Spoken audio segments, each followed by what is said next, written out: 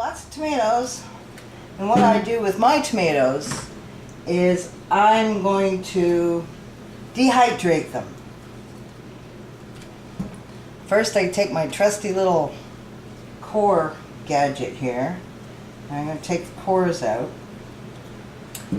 And one of these trays, these dehydrator trays, will handle about 4 or 5 tomatoes, depending on the size. I take my trusty little slicer. Woohoo! I take the first one off because I don't want too much skin. And we will slice. Take my safety, have the safety on. Alright, and the end part I don't want either. So I'm going to double some of these up because,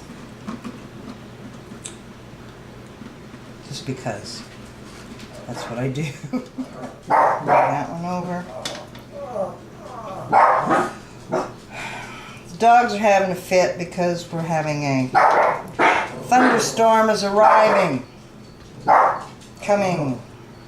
Yeah. Alright, now. On there. Move this over to the dehydrator. Start with another tray. And we just fill them all up. Okay. I have my tomatoes all sliced. All 6 trays are full. We put the lid on it. Lid. There we go. Have it set, where are you?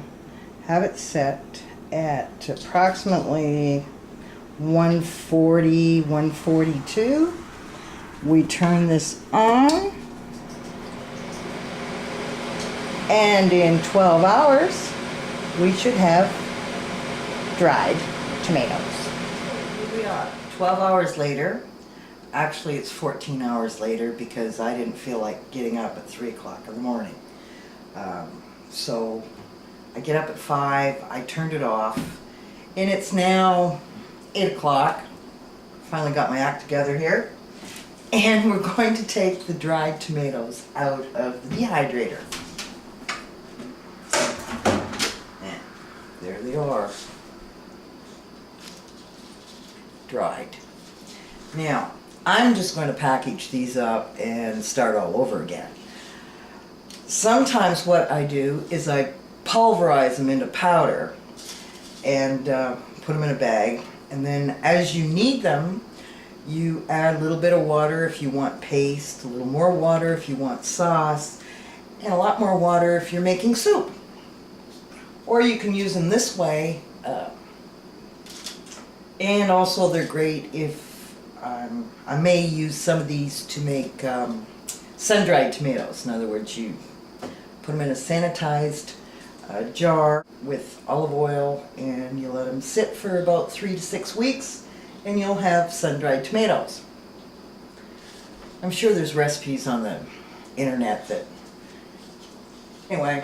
This is going to now get packaged up, just in an ordinary old freezer Ziploc bag. And I don't have to worry about freezing them.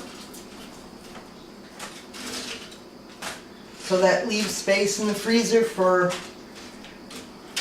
anything else you're going to preserve. Actually, you can do this. You know, I have...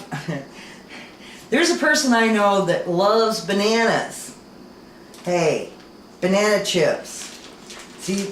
And they're really sweet when they get dried. And these actually, they're sweet when they get dried. So, here we go. Bagged up. And I'm going to start this whole process over again. Dried tomatoes. And I have tomatoes.